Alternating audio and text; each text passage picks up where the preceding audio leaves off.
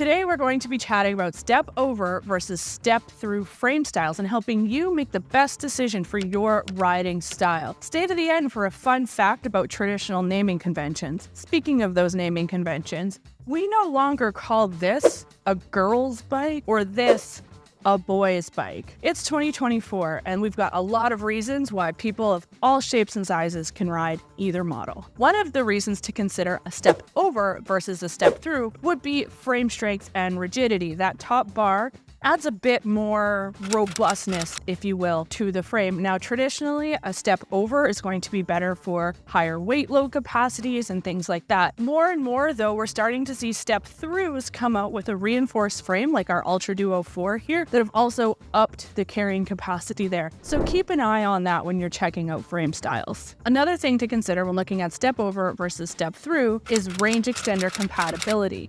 Now, on some of our 17-inch frame step overs, the larger batteries like this 21 amp hour don't fit properly in the triangle. Now I can hold it here, but we don't have the mounting plate. If that was there, sliding it on and off is basically impossible. So for that reason, we don't sell these ones with that size. The larger frames generally can, but watch your compatibility on the bike's website to make sure. Now, if you're like me, vertically challenged, and you want that big beefy range, consider the step through. Without that top bar there to contend with, you can slide that big range extender on and off, no problem. Easy peasy, lemon squeezy. Do you make dad noises when you stand up? You know the ones I'm talking about. Yeah. Well, then this next section might be for you. Where the step-through models really shine is in their accessibility. Without that top bar to contend with, it's a lot easier to get on and off. While our main demographic is 55 plus, this is something to keep in consideration. While you might not have mobility concerns now, they could happen in the future. We're all getting older. We unfortunately can't stop it. Why, God, why? We had a deal. Let the others grow old, not me. So make it a little easier on your knees, your back, your hip. Maybe give a step through a try.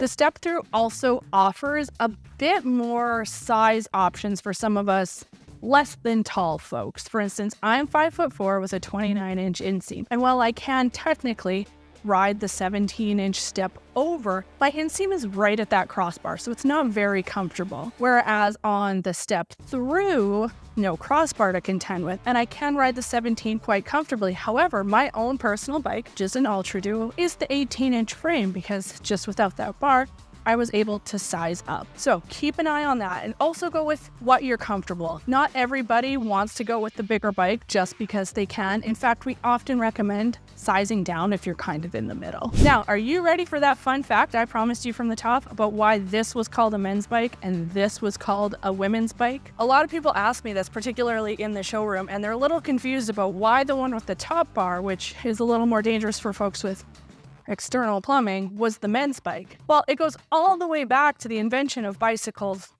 as an item. In the Victorian times, when these were gaining popularity, women wore, well, big skirts. They did have cycling skirts, but they still wore skirts, and that top bar was not compatible with a skirt. Thus the invention of the women's bike. We've gone over a lot of information about the step over and the step through style frames. Do you still need help making a decision about which is the right one for you? Then please reach out to our sales team. They're a wonderful group of people who are here to help you make that choice. Now, did you already choose a step over or a step through?